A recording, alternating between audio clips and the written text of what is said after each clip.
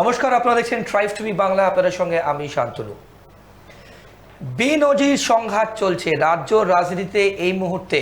শাসক বিরোধী, মুখ্যমন্ত্রী একদিকে, বিরোধী দলনেতা অন্যদিকে। বেনজির সংঘাত দেখছে বাংলার মানুষ। বিধানসভায় ওয়েলে নেমে স্পিকারের দিকে কাগজ ছুঁড়েছেন, যার জন্য সাসপেন্ড করা হয়েছে শুভেন্দু অধিকারী, আমাদের রাজ্যের বিরোধী দলনেতাকে। শুধু তাই নয়, স্বাধিকার ভঙ্গের নোটিশও তাকে দেওয়া হয়েছে। অন্যদিকে হিন্দুত্ব নিয়ে কিন্তু রাজ্য রাজনীতি তোলপাড়। মুসলিম লীগের সাহায্য নিয়ে রাজ্য সরকার ভোটে জিতছে, মমতা বন্দ্যোপাধ্যায়ের সাহায্য নিচ্ছেন, অভিযোগ করছেন বিরোধী দলনেতা। পাল্টা মুখ্যমন্ত্রী বলছেন আমি ব্রাহ্মণের মেয়ে। এই নিয়েই উত্তপ্ত বাক্য বিনিময়। রাজ্য রাজনীতি এই রকম বেনজির সংঘাত হয়তো আগে কোনো দিন দেখেনি। হিন্দুত্ব নিয়ে যে রাজনীতি চলছে এই মুহূর্তে বঙ্গজুড়ে, এক কথায় বলতে গেলে কিন্তু অভূতপূর্ব। এই নিয়ে আমাদের চুলচেরা বিশ্লেষণ এই পর্বে থাকবে। আমাদের সঙ্গে রয়েছেন রাজনৈতিক বিশ্লেষক এবং প্রখ্যাত সাংবাদিক অর্কপ্রভ সরকার আমার বাদিকে বসে আছেন। অর্কদা, আপনাকে স্বাগত। যেভাবে শুরু করলাম, এই বেনজির সংঘাত, বিরোধী দলনেতা একদিকে, মুখ্যমন্ত্রী অন্যদিকে, ওয়াকআউট, বিধানসভার বাইরে বিরোধী দলনেতা এবং বিজেপির বিধায়করা মিলে যা যা করছেন, কিভাবে ব্যাখ্যা করবেন? প্রথম কথা, 18ই ফেব্রুয়ারি বিধানসভায় মুখ্যমন্ত্রী প্রায় 1.5 ঘন্টা বক্তব্য রাখলেন। তার 3/4 ব্যয় করেছেন এটা প্রমাণ করতে তিনি একজন নিষ্ঠাবান হিন্দু। বেশ, তিনি যেখানে থাকেন, যেভাবে শোন, তার মাথার কাছে শিব মন্দির আছে। তিনি বলেছেন যে আমি আমার মাথার কাছে শিব ঠাকুর আছে, দেবাদিদেব মহাদেব আছে, কেউ আমার অনিষ্ট করতে পারবে না। 2, তিনি হিন্দুদের মন্দির, তীর্থক্ষেত্র সংস্কারের জন্য কি করেছেন, দীঘায় জগন্নাথ মন্দির তৈরি করেছেন, এইসব ফিরিস্তি দিয়েছেন।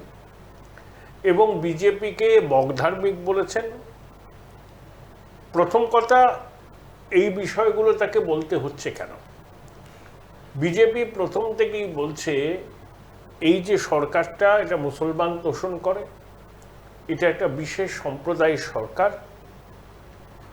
এই সরকারের তোষণের ফলে হিন্দুরা একদিন পশ্চিমবঙ্গে সংখ্যালঘু হয়ে যাবে, নিজ ভূমে পরবাসী হয়ে যাবে। এটা একটা ইম্প্যাক্ট পড়েছে। বেশ, মমতা বন্দ্যোপাধ্যায় যে অঙ্কে ভোটে যেতেন, তার মধ্যে রয়েছে 30% সংখ্যালঘু ভোটার, আর ওনার বিবিধ সরকারি প্রকল্পের লাভার্থী। এইটা নিয়ে 45% ভোট পায়। কিন্তু বিজেপির পক্ষে এই রাজ্যে হিন্দু ভোটের ইতিমধ্যেই 55% কনসলিডেট হয়েছে। বেশ, বাংলাদেশে যেভাবে হিন্দুদের উপর নির্যাতন হচ্ছে, তার একটা প্রভাব পড়েছে এই রাজ্যে।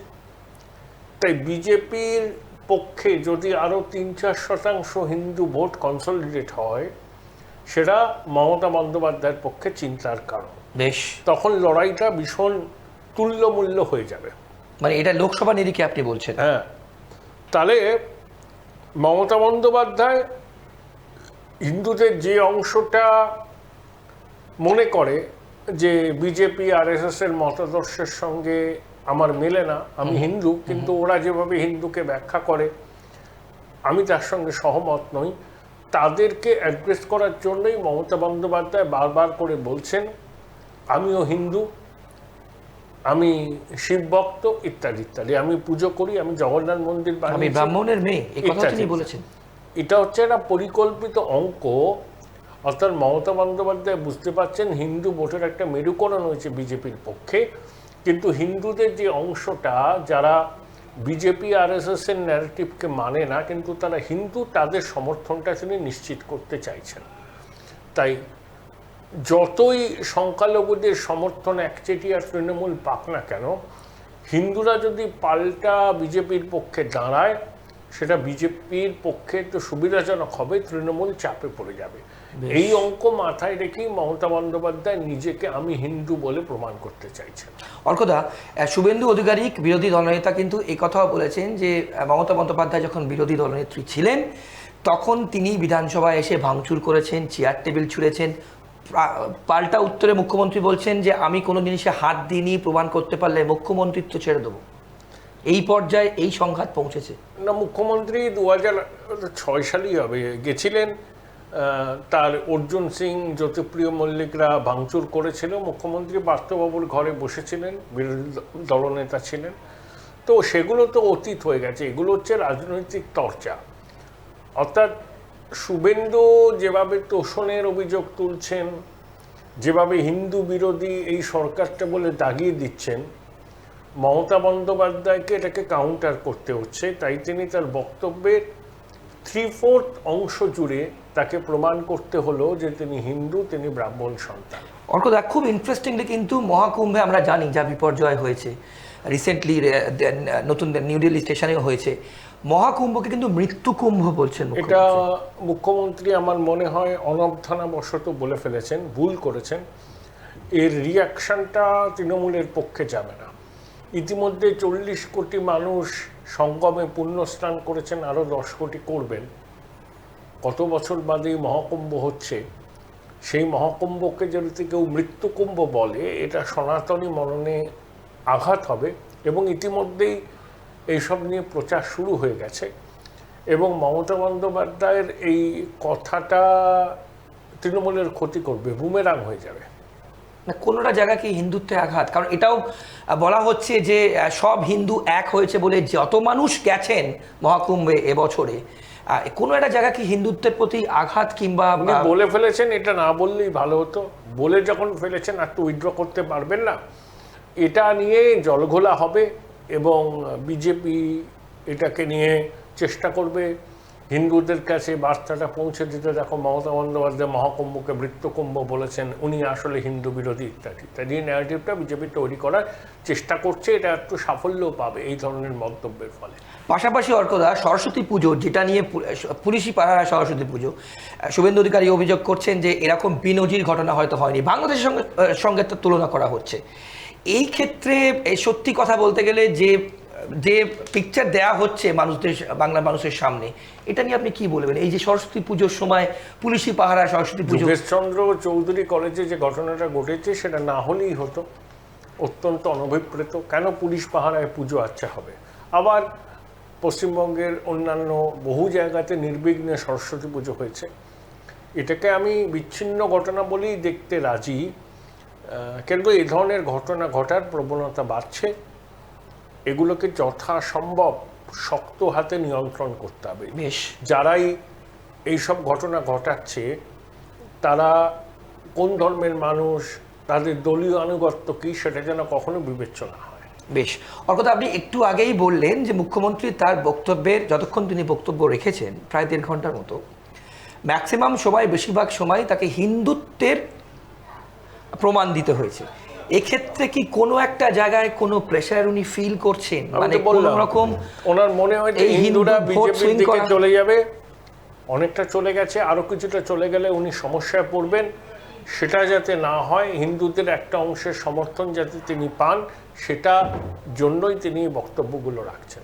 তিনি এও বলছেন তিনি নাকি টেররিস্ট। শুভেন্দু অধিকারী বলছেন টেররিস্ট। এই যে টেররিস্ট শব্দটা কোনো স্পেসিফিক কোনো সম্প্রদায়েরকে মাথায় রেখে কি তিনি বলছেন? শুভেন্দুবাবু বলেছেন যে বাংলাতে অনেকে লুকিয়ে আছে যারা টেররিস্ট, এই সরকারের প্রশাসন তাদেরকে চিহ্নিত করতে পারছে না, তাদের বিরুদ্ধে ব্যবস্থা নিচ্ছে না, এটাই বলেছেন। শুভেন্দু অধিকারী মুখ্যমন্ত্রীকে নাম করে বলেননি যে তিনি টেররিস্ট।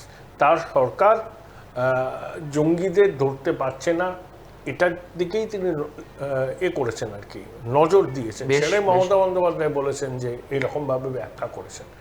বিষয়টা তা নয়, অনেকেই তো এখান থেকে ধরা পড়ছে, বাংলাদেশের ঘটনার পরেও হয়েছে, সেটা খুব উদ্বেগজনক।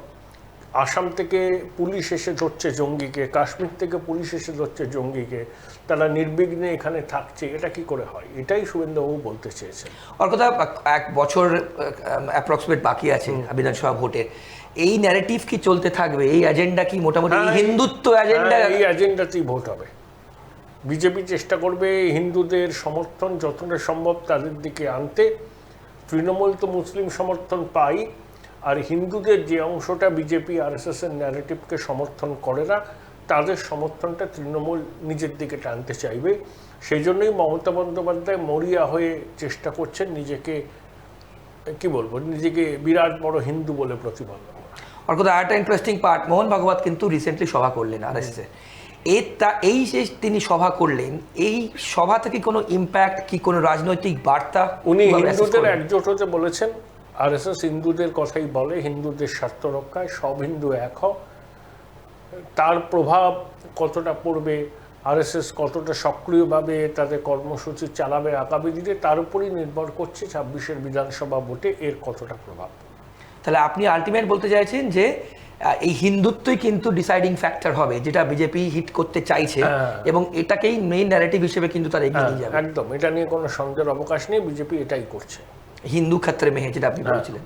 ওকে, অর্কদা, একটু অন্য টপিকে যদি কথা বলি আমরা, এখনো পর্যন্ত রাজ্য সভাপতি বিজেপির কিন্তু নির্বাচন মানে এখনো কাউকে সামনে ওটা হয়ে যাবে, ও বেশি দিন ব্যাপার না, ওটা নিয়ে স্পেকুলেট করার কোনো দরকার নেই, কয়েকদিনের মধ্যেই হয়ে যাবে আশা করা যাচ্ছে। সেখানেও কি যাকে নির্বাচিত করা হবে, ইতিমধ্যে বিভিন্ন জায়গায় দেখা যাচ্ছে দলীয় যাদেরকে মনোনীত করা হচ্ছে জেলার ক্ষেত্রে অনেক কোন্দল আসছে, অনেক সব দলই হয়, ওগুলো কিছু ব্যাপার না, মিটেও যাবে। কেউ না কেউ নিশ্চয়ই রাজ্য সভাপতি হবেন বিজেপির, খুব শীঘ্রই নাম ঘোষণা হবে। বেশ, অর্কদা, অনেক ধন্যবাদ আপনার সময়ের জন্য। আপনারা শুনলেন, আমরা কিন্তু কথা বললাম অর্কপ্রভ সরকারের সঙ্গে, এবং এই মুহূর্তে বঙ্গ রাজনীতির যা চিত্র উঠে আসছে, একদিকে বিধানসভার ভেতরে মুখ্যমন্ত্রী বক্তব্য রাখছেন, এবং অন্যদিকে বিরোধী দলনেতা বিজেপি বিধায়কদের নিয়ে বিধানসভার বাইরে বিক্ষোভ দেখাচ্ছেন। এই হিন্দুত্ব নিয়ে কিন্তু এই মুহূর্তে বিজেপি উঠে পড়ে লেগেছে মানুষদের মধ্যে, অর্থাৎ জনতার মধ্যে এটাই ঢোকাতে, হিন্দু ক্ষেত্রে মেহে, এই ন্যারেটিভ নিয়ে কিন্তু আগামী বিধানসভা নির্বাচন ২০২৬ হবে, এমনটাই মনে করছেন অর্কপ্রভ সরকার। আমাদের এরকম রাজনৈতিক বিশ্লেষণ চলতে থাকবে, আর অন্যান্য সব খবরের জন্য আপনাদের চোখ থাকুক ট্রাইবস টিভি বাংলার পর্দায়। ভালো থাকবেন, নমস্কার।